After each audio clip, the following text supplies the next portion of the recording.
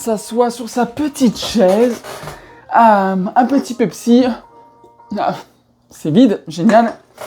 Bon, qu'est-ce que je vais faire là, à ce moment? Et si je montrais pas peut-être un nouveau PC?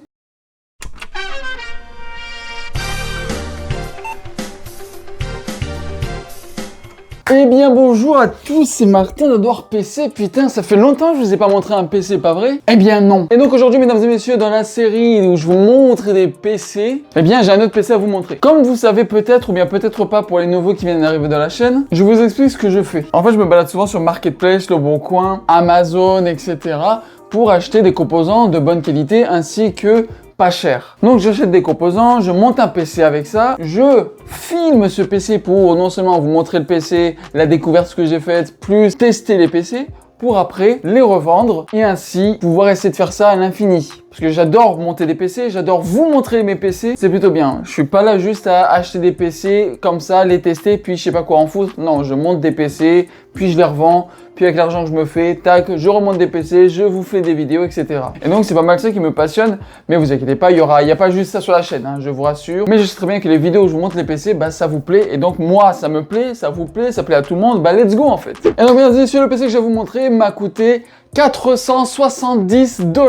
Je précise aussi au nouveau, c'est dollars canadiens. Pourquoi? Parce que j'habite au Canada. Parce que dans les commentaires, j'ai encore des gens qui me disent mais 470 €, c'est trop cher pour ce PC. Et non, c'est 470 $ canadiens. J'ai peut-être l'accent français, mais j'habite au Canada. Et donc je vous l'apporte. Bim! Bim le PC, bim! Il est beau ce PC, n'est-ce pas?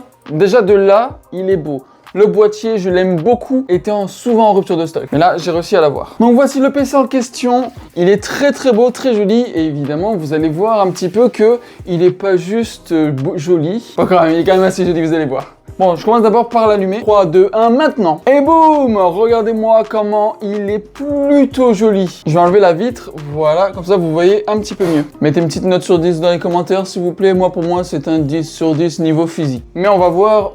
est-ce qu'il en a vraiment dans le ventre? Donc sans plus attendre, voici les composants de ce PC. Nous commençons d'abord par le boîtier. C'est un boîtier de chez Bitfenix et c'est le modèle Graph. Il y a 3 ventilateurs à l'avant, un ventilateur à l'arrière et il m'a coûté 70 $. Ce qui est vraiment pas cher pour un boîtier auquel il y a déjà 4 ventilateurs. Seul problème, seul défaut, c'est que les ventilateurs sont uniquement en Molex. Malheureusement, c'est dommage, mais bon, pour la configuration qu'on a à l'intérieur, c'est pas si grave que ça. Pour la carte mère, c'est une carte mère Asus Prime H310M qui m'avait coûté 80 $ sur eBay. Couplé à ça, comme processeur, on l'a déjà vu dans une dernière vidéo, c'est le i5 8400. Donc un deuxième i5 8400, donc évidemment, on avait regardé dans les tests d'un autre PC, le PC ITX si je me souviens bien, ça va faire très très bien le travail. Couplé à ça, le water cooling qui va refroidir le processeur de la marque Cooler Master, c'est le Cooler Master L120, voilà, yes, le L120.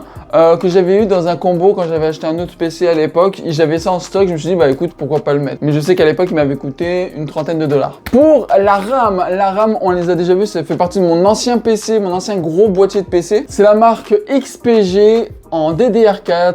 16 Go de RAM et évidemment full RGB, cadencé à 3200 MHz aussi. Donc elles sont très très bien, 3200 MHz c'est même je pense trop pour la carte mère, mais écoutez j'avais ça en stock, je me suis dit avec le RGB autant mettre des RAM RGB. Pour le stockage, un disque dur SSD de 480 Go de la marque Patriot qui fait très très bien le travail, que j'avais eu sur Amazon pour 50 $. Et je le redirai jamais assez, mais un disque dur ça s'achète neuf. Jamais d'occasion.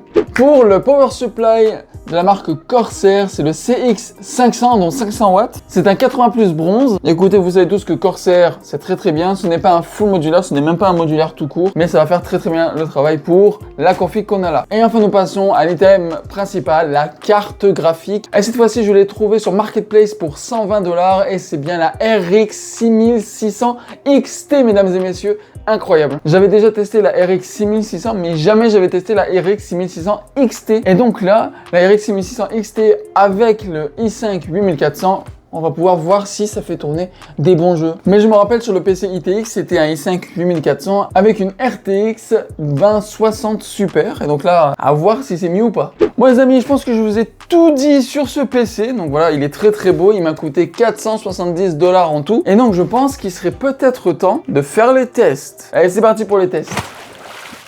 Et donc pour commencer ce superbe test de ce PC, on commence par l'habituel 3D Mark. Vous savez ce que c'est pour avoir un score entre le processeur et la carte graphique. Et en vrai, je trouve que le score est quand même bien. 8108 de score cumulé avec le score du processeur 4801 et celui de la carte graphique 9231. Écoutez, je trouve que c'est vraiment bien. Ils sont pas très similaires les deux scores, mais je trouve que ça fait quand même bien le travail et le score est plutôt pas mal. On commence par évidemment un jeu incroyable, super optimisé, non je rigole, comme d'habitude, de Warzone 2. Et là, en mode recommandé, nous sommes à 90 FPS, ce qui est vraiment bien.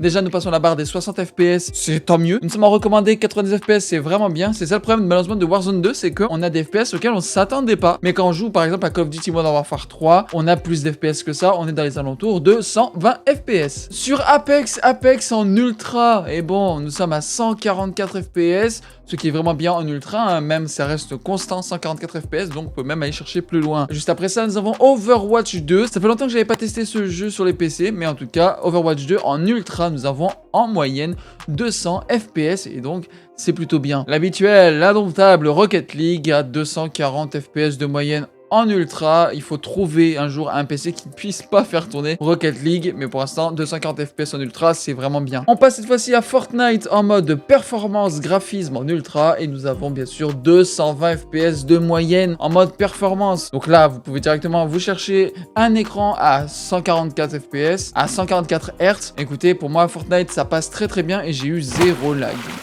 Et au final, qu'est-ce que je pense de ce PC? Bah écoutez, pour 470 $, il est vraiment bon. Pour de vrai, je suis content parce que 470 $, c'est pas du tout cher pour ce PC. Mais ce n'est pas du tout cher pour ce PC. Donc évidemment, je ne regrette pas, sérieusement, vu que je vais vendre ce PC, la personne qui va acheter ce PC, il sera plutôt content, c'est moi qui vous le dis. Donc oui, très satisfait de ce PC. Généralement, bah écoutez, je suis souvent satisfait des PC que je vends. Il y a eu des PC auxquels j'étais pas très satisfait au niveau du prix, etc. Mais écoutez, j'essaie toujours de faire de mon mieux pour trouver les meilleurs composants qui vont bien ensemble et de pouvoir les vendre aux personnes qui malheureusement ne s'y connaissent pas en PC et ça leur évite de se faire arnaquer et c'est ça mon but. En tout cas, merci à tous d'avoir regardé cette vidéo, j'espère qu'elle vous aura plu. N'oubliez pas de vous abonner à la chaîne, suivez-moi aussi sur tous mes réseaux sociaux, rejoignez aussi le Discord, souvent il y a des concours et des trucs sympas. Et je vous dis à bientôt, c'était Martin d'Hardware PC, bye tout le monde.